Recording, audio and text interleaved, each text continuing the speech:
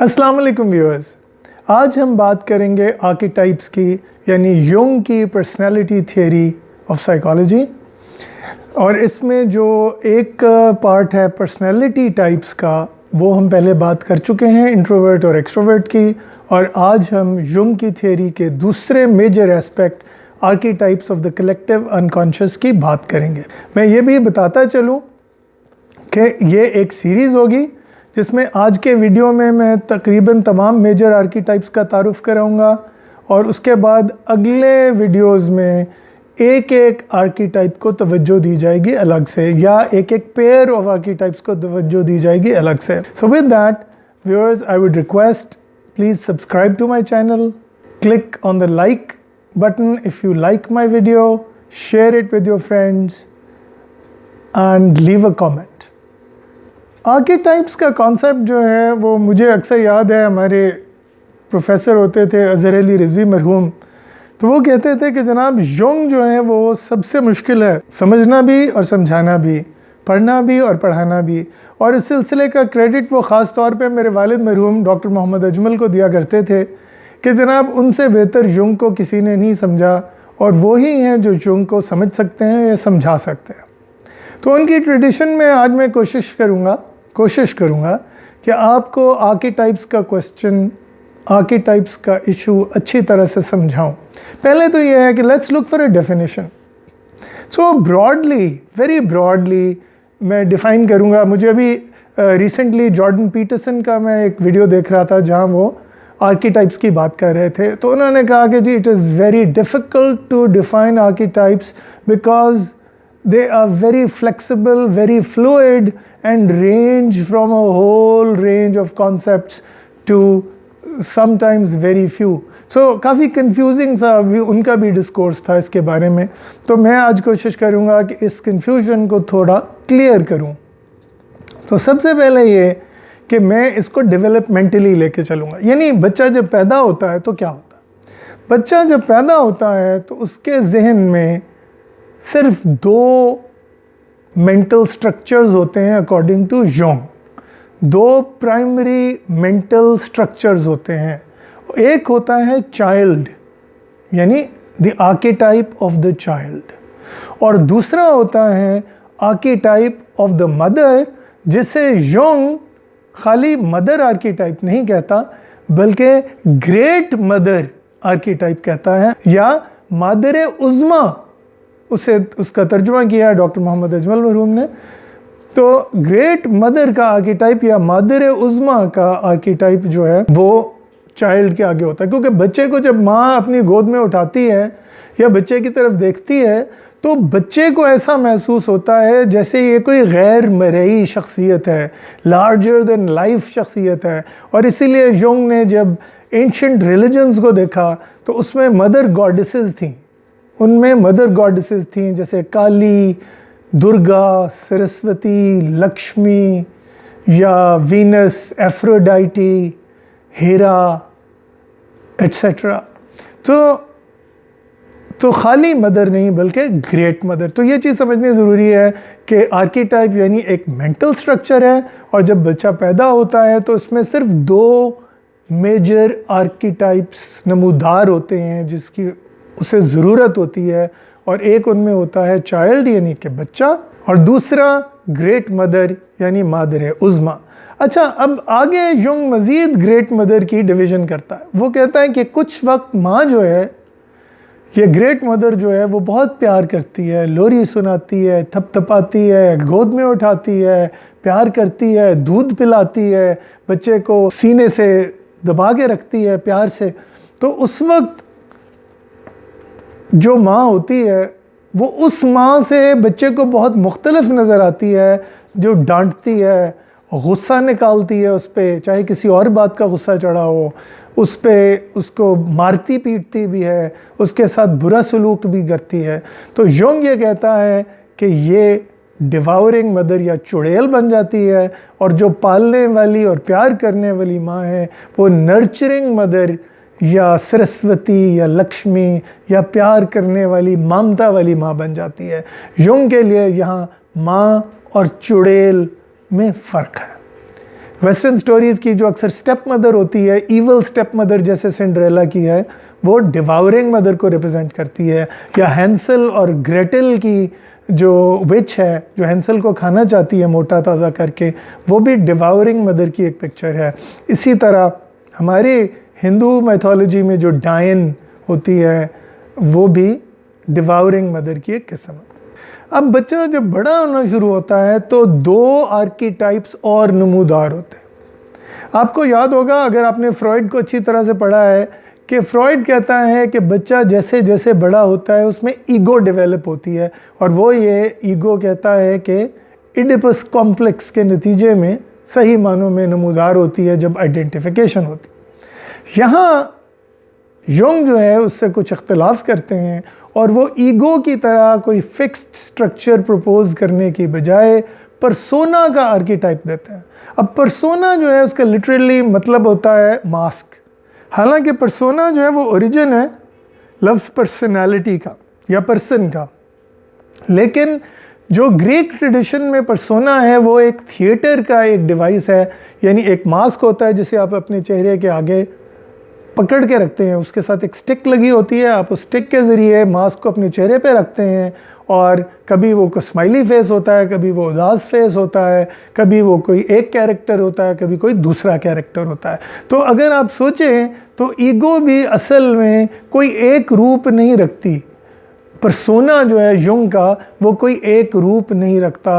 वो माँ के आगे और है, बाप के आगे और है, टीचर के आगे और है, दोस्त के आगे और है, एंड सो ऑन। सो बच्चे को मौका मिलता है कि जैसे जैसे वो बड़ा हो रहा है उसका परसोना डेवलप होता है, और ये परसोना जो है गो के काफ़ी हद तक फ्लेक्सिबल और वेरिएबल है, लेकिन कुछ हद तक स्टेडी और स्टेबल भी है। लेकिन परसोना के साथ साथ एक और आर्कीटाइप उसकी तह में छुपा हुआ साथ साथ डेवलप होता है, और वो है शैडो या साया। अब साये के बारे में आमतौर पे ये कहा जाता है कि जनाब, आप जब चल रहे होते हैं तो दूसरे लोगों को वो साया बहुत क्लियरली नज़र आ रहा होता, लेकिन आपको नहीं नज़र आ रहा होता। यानी तो फिर ये शैडो है क्या? शैडो आपकी वो सारी मनफी क्वालिटीज़ हैं, वो सारी नेगेटिव क्वालिटीज़ हैं जो सारे शहर को तो नज़र आ रही हैं, आपको नज़र नहीं आ रही। ठीक है, तो एक तरफ परसोना है, यानी आपका मास्क है जो आप दिखा रहे हैं दुनिया को, लेकिन दूसरी तरफ आपकी वो शख्सियत है जिसे आप दूसरों से छुपाने की कोशिश कर रही हैं, लेकिन वो आपका मुंह चढ़ा रही है। इस सिलसिले में हम, जैसे मैंने कहा, हम हर आर्कीटाइपल पेयर पे या एक सिंगल आर्कीटाइप पे एक अलग अलग वीडियो करेंगे ताकि ये चीज़ बिल्कुल आया हो जाए, सब पे बिल्कुल वाजे हो जाए। लेकिन शैडो के बारे में मैं सिर्फ एक बात करूँगा कि अगर आप किसी का शैडो जानना चाहते हैं तो उनसे पूछ लें कि आपको किस किस्म के लोग सबसे बुरे लगते हैं। तो बाज़ लोग कहेंगे जी मुझे झूठे बहुत बुरे लगते हैं, बाज़ लोग कहेंगे जी मुझे मुनाफिक बहुत बुरे लगते हैं, बाज़ लोग कहेंगे जी मुझे जो गीबत करने वाले हैं ना, चुगलियाँ करने वाले हैं, जैसे कि ये मेरे सारे कोलीग्स हैं, ये मुझे बहुत बुरे लगते हैं क्योंकि ये चुगलियाँ कर। सो जो भी वो कोई नेगेटिव क्वालिटीज़ दूसरों में बताएंगे, ये बात मैं आपको लिख के देने को तैयार हूँ कि ये नेगेटिव ट्रेट्स उन लोगों में खुद होंगे और कूट कूट के भरे होंगे। सो shadow is what is visible to others, but you try to hide it from others and you are not even aware of them. इसीलिए कहते हैं कि जितना इंसान ग्रेट होता चला जाता है उतना गंभीर या घनावना इसका शैडो होता चला जाता है। अब यहाँ पे मैं क्लैरिफिकेशन करूँ कि इसमें सेंट्स, प्रॉफिट्स और इस किस्म की शख्सियात नहीं आती हैं, बिकॉज वो अल्लाह ताला की तरफ से प्योर पैदा होते हैं, अल्लाह ताला की तरफ से ब्लेसड पैदा होते हैं। मैं यहाँ आम लोगों की बात कर रहा हूँ। जैसे मसलन मैं कहूँगा कि पाकिस्तान की अजीम शख्सियात जो हैं उनमें जुल्फ़िकार अली भुट्टो मरहूम हैं, उनमें और बहुत से लीडर्स हैं, बल्कि मेरे ख़्याल में उनके मुकाबले का शायद ही कोई लीडर पैदा किया हो पाकिस्तान ने। तो इसी तरह इंडिया के लीडर्स में गांधी बहुत मशहूर है, नेहरू बहुत मशहूर हैं। तो मेरे वालिद मरहूम कहा करते थे कि जितना बड़ा एक लीडर होता जाता है उतना घनावना इसका शैडो होता जाता है। उन्होंने गांधी शैडो के नाम से एक आर्टिकल भी लिखा था जो कि काफ़ी पॉपुलर भी हुआ, क्योंकि उसमें गांधी की जो एक पर्सोना था गांधी जी का कि जी वो बहुत अहिंसा के हामी हैं और बहुत ज़्यादा ट्रेडिशनल हैं और बहुत ज़्यादा ईस्टर्न सिविलाइजेशन को मानने वाले और उसको प्रोपेगेट करने वाले और परपेचुएट करने वाले हैं। साथ ही उनका एक शैडो भी था जिसमें मुसलमान एक ब्लाइंड स्पॉट की तरह था, मुसलमान एक नासूर की तरह उनके जिस्म को चाट रहा था। और जब तक उन्होंने अपनी जान दे के उस शैडो को एम्ब्रेस नहीं किया, गांधी जी वो ग्रेटनेस का सही मकाम नहीं पा सके। बहरहाल हम इसके बारे में भी अलग एक वीडियो पे बात करेंगे, लेकिन अभी के लिए मेरी ख्वाहिश है कि आप पे क्लियर हो जाए कि पर्सोना जो है वो ईगो की एक शक्ल है। जो फ्रॉइड जिसे ईगो कहता है, युंग उसे पर्सोना कहता है। और वो पर्सोना जो है वो ईगो की निस्बत बहुत ज़्यादा फ्लूइड है और इंसानी शख्सियत को ज़्यादा अच्छे तरीके से रिप्रेजेंट करता है, अच्छे तरीके से वाज़े करता है, एक्सप्लेन करता है। लेकिन पर्सोना के साथ साथ उसका शैडो है, और ये हर इंसान में, हर आम इंसान में, जैसे कि मैंने पहले कहा कि प्रॉफिट्स और सेंट्स इससे मुबर्रा हैं, बाकी हर आम इंसान में जो भले कितना ही ग्रेट क्यों ना हो जाए, शैडो उतना ही गंभीर या घिनौना होना शुरू कर देता है। अब बच्चा टीन एज पे पहुंचता है, प्यूबर्टी पे पहुंचता है, तो लड़के में एक आर्कीटाइप इमर्ज करता है जिसे वो कहते हैं हीरो, आर्कीटाइप ऑफ द हीरो। अब यहाँ मैं ये वजाहत करूँ कि बाज़ बच्चे जो हैं वो हीरो का आर्कीटाइप कभी भी डेवलप नहीं करते, बल्कि बच्चे का आर्कीटाइप जो है वो उन पे हावी हो जाता है। जैसे हम कहते हैं ना किसी को जिन चढ़ गया, तो यूं आर्कीटाइप को इसी तरह इस्तेमाल करता है कि जैसे आर्कीटाइप ना हो कोई जिन हो। सो अब आप सोचें कि बच्चा अब टीनेज पे पहुंचा है, तो लड़का जब टीनेज पे पहुंचा है तो उसमें हीरो का आर्कीटाइप डेवलप होना चाहिए। लेकिन अगर बच्चे का आर्कीटाइप इतना हावी है, या डिवाउरिंग मदर या डाइन या चुड़ैल का आर्कीटाइप इतना हावी है कि वो उसे ग्रो नहीं करने दे रहा बच्चे को किसी भी वजह से, तो वो बच्चा जो है वो उसमें हीरो का आर्कीटाइप डेवलप नहीं होता और वो बच्चा ही रहता है। तो ये वो लोग हैं जो 30 साल की उम्र में भी चाइल्ड हैं, 40 इयर्स की उम्र में भी चाइल्ड लाइक हैं, 50 इयर्स की एज में भी चाइल्डिश हैं, और onwards till their dying day probably they remain very very childish. ये वो लोग हैं जिन्हें मैं एक वीडियो में पहले मामाज बॉय कह के पुकार चुका हूँ, और अक्सर सोसाइटी में उन्हें मामाज बॉय या मम्मी डैडी बच्चे भी कहा जाता है। ये वो बच्चे हैं जो कभी हीरो बन ही नहीं पाते, या कभी टीन एज के आर्कीटाइप्स को रियलाइज़ कर ही नहीं पाते, because of the strict, possessive, over protective, punitive mother. And this is the important thing to understand. So the child becomes abnormal and unusual. Okay, so now let's talk about the hero. So normal teenage की development शुरू होती है, तो एक लड़के में hero बनने का डिज़ायर होता है। अब वो बेस्ट क्रिकेटर बनना चाहता है, वो बेस्ट फुटबॉलर बनना चाहता है, वो दुनिया का अजीम तरीन पॉलिटिशियन बनना चाहता है, वो दुनिया को तब्दील कर देना चाहता है। इसीलिए यंग हीरो को कई दफ़ा फूल भी कहता है, क्योंकि जाहिर है कि उसमें बहुत सारी चीज़ें जो हैं वो अनरियलिस्टिक होती हैं। अब कई लोग जो हैं, जैसे मैंने कहा कि सारी उम्र चाइल्ड का जिन उन पे चढ़ा रहता है, कई लोगों में हीरो का जिन जो है वो सारी उम्र चढ़ा रहता है। तो मैं कोई नेगेटिव सेंस में बात नहीं कर रहा, सिर्फ एक साइकोलॉजिकल प्रिंसिपल समझाने की कोशिश कर रहा हूँ कि हमारे इस वक्त वज़ीर आज़म जो हैं वो आर्कीटाइपल हीरो हैं। वो टीनेज में भी हीरो थे, वो जवानी में भी क्रिकेट टीम के ज़बरदस्त बैट्समैन और बॉलर थे और उनकी मेजर अचीवमेंट थी। फिर उसके बाद 40s 50s ये सारा टाइम जो है शौकत खानम बना के और एक कैंपेनर के तौर पे और एक एक्टिविस्ट के तौर पे वो हीरो रहे, और अब वो प्राइम मिनिस्टर भी जो हैं तो बड़ी हीरोइक शख्सियत हैं। आपने वो देखा होगा कि जब वो धरना देने जा रहे थे तो उससे पहले पुशअप्स कर रहे थे और पुशअप्स करके दिखा रहे थे कि देखो मैं अभी भी फिट हूँ, अभी तो मैं जवान हूँ वाला concept. So he is an eternal archetypal hero. I hope that helps you understand कि हीरो होता क्या है। तो उसकी मुनासिब जगह जो है वो टीन एज होती है, नौजवानी होती है। लेकिन बाज़ लोग 66 साल की उम्र में भी माशाल्लाह हीरो रहते हैं and more power to them. तो टीनेज में लड़की में एक आर्कीटाइप उभरता है और वो है एनिमस। एनिमस क्या है? एनिमस है male in the female. Animus क्या है? Male inside the female. यानी हर लड़की में एक ऐसी क्वालिटी होती है जो ट्रेडिशनल मैनहुड के साथ एसोसिएट होती है। हम कहेंगे वो टॉम बॉय, या जिसे पंजाबी में कहते हैं माई मुंडा। तो ये वो लड़कियां हैं जो लड़कों के साथ मिलके खेल रही होती हैं, they don't get along very well with other girls, और ये कपड़े भी लड़कों के पहनना पसंद करती हैं, लड़कों की तरह बिहेव करती हैं, और लड़कियों वाली हरकतें उन्हें बिल्कुल पसंद नहीं होती। बाज़ औक़ात ये ट्रेंड जो है, ये आर्कीटाइप जो है, वो प्यूबर्टी से कुछ अर्सा पहले से शुरू हो जाता है, and it depends a lot on what kind of parenting is being done.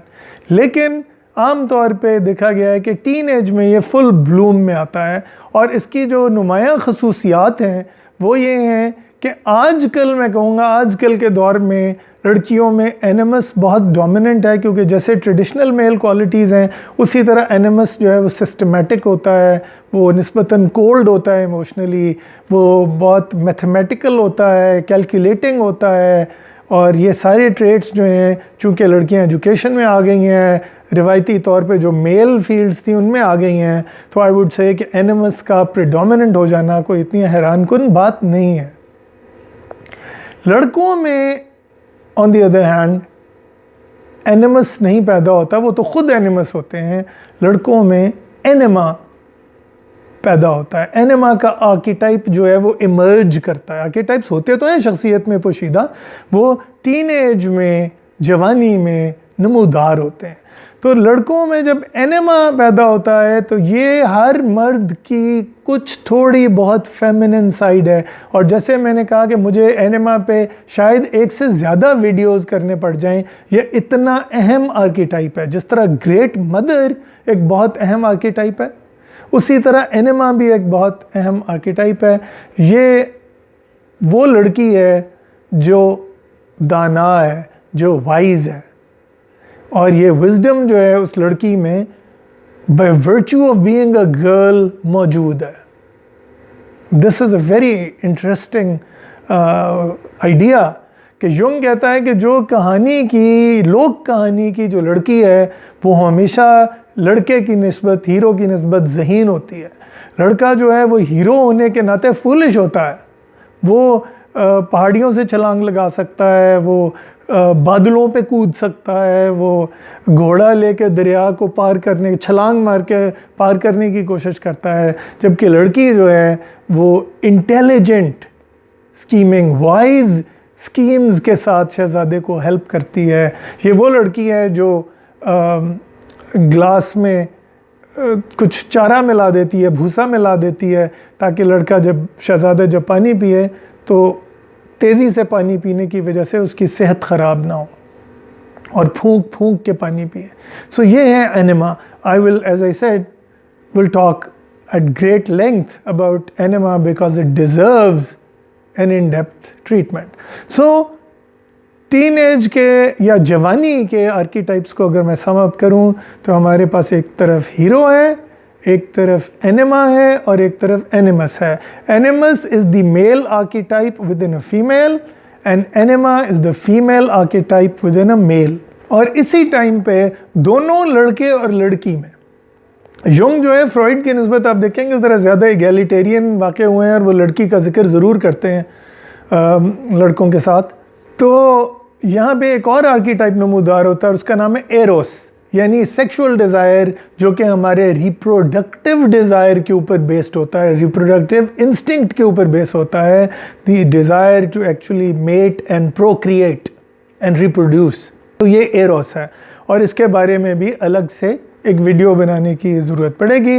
Anyway, तो अब क्या होता है कि after a long period of adulthood, जिसमें ये आर्कीटाइप्स आपस में स्ट्रगल करते हैं फॉर डोमिनेंस।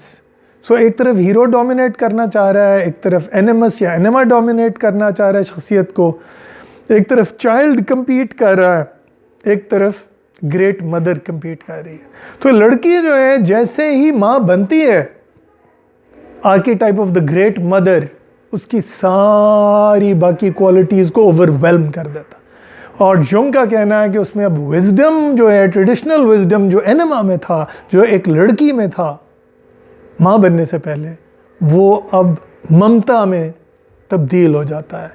वो अब मदरहुड उसकी जगह ले लेती है। तो लड़की जो है जैसे ही औरत बनती है, जैसे ही वो औलाद को जन्म देती है, वो अब ग्रेट मदर बन जाती है। तो कभी तो वो नर्चरिंग मदर होती है और कभी वो डिवावरिंग मदर होती है। लेकिन बाज़ औक़ात, बल्कि अक्सर औक़ात, इन दोनों पहलुओं में से, डिवावरिंग में से और नर्चरिंग में से एक जीतना शुरू कर देता। और ये काफ़ी खौफनाक सूरत हाल होती है, स्पेशली अगर डिवावरिंग मदर जीत जाए। ये वो माएँ हैं जो अपनी बच्चियों को घर में बिठा के रखती हैं और उनकी शादियां नहीं करती।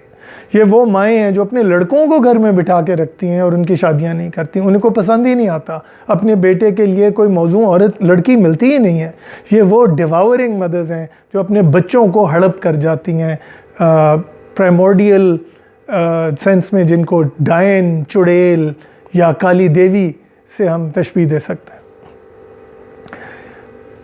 इसी तरह डेवलप, एज के साथ डेवलप होके जो फूलिश हीरो था, फूलिश हीरो अब वाइज ओल्ड मैन बन जाता है, बुजुर्ग बन जाता है।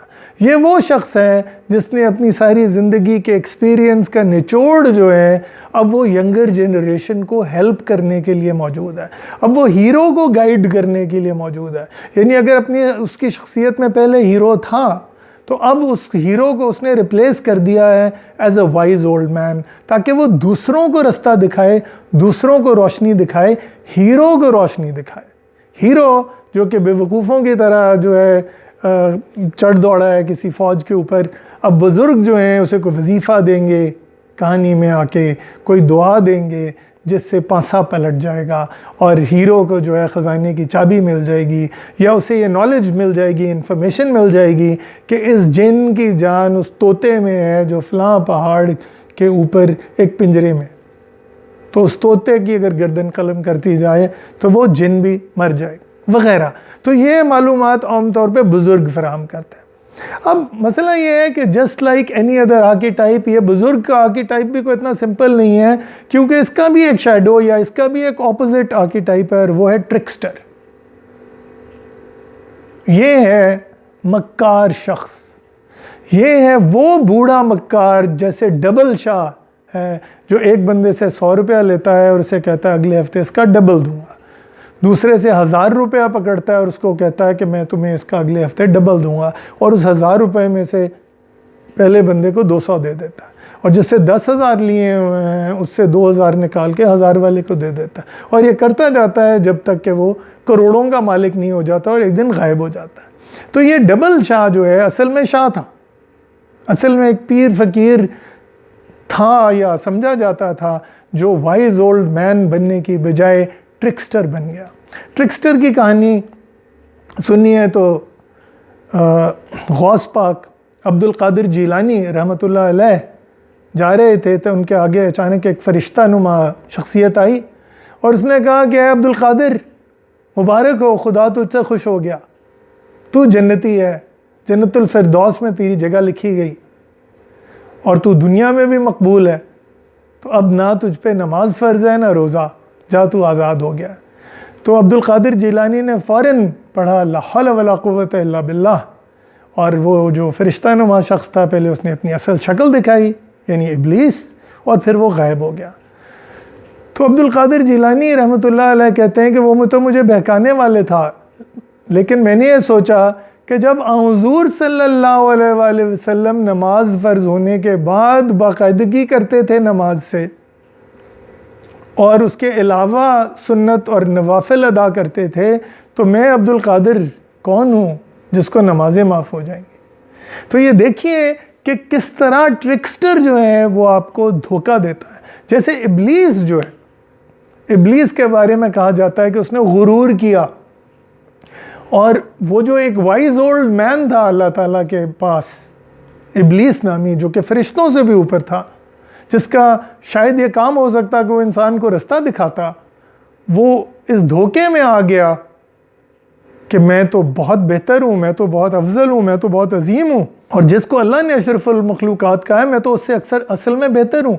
तो यहाँ पे मैं एक चीज़ वाज़ेह कर दूँ कि गुरूर का जहाँ एक मतलब तकब्बुर है, प्राइड है, वैनिटी है, वहाँ ही गुरूर का दूसरा मतलब धोखा है।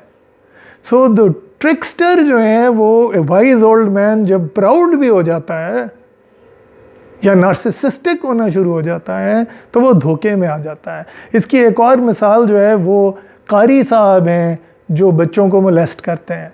ये वो लोग हैं जिनसे लोग अच्छाई की तवक्को करते हैं और वो उनके बदले उन्हें बुराई देते हैं।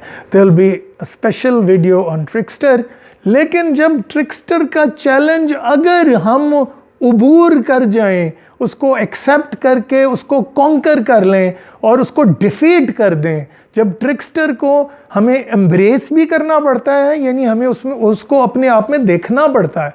जैसे शैडो की अवेयरनेस ज़रूरी है, उसी तरह ट्रिक्स्टर की अवेयरनेस भी ज़रूरी है। तो जब हम ट्रिक्स्टर के अवेयर हो जाते हैं तो फिर हमारी ट्रू सेल्फ नमूदार होती है। और ये सेल्फ क्या है? जैसे इकबाल ने खुद ही कहा है, ये अना नहीं है, ये ईगो नहीं है, ये परसोना नहीं है, ये वो मास्क नहीं है जो आपने बदल बदल के लोगों के सामने अपनी शक्ल दिखानी है। ये सेल्फ है, ये वो सेल्फ है जिसके बारे में इकबाल कहते हैं, खुदी को कर बुलंद इतना कि हर तकदीर से पहले खुदा बंदे से खुद पूछे बता तेरी रज़ा क्या है। यानी ये वो चीज़ है, ये वो एलिमेंट है जहाँ बंदा खुदा से मिलता है और खुदा बंदे से मिलता है। And both come together.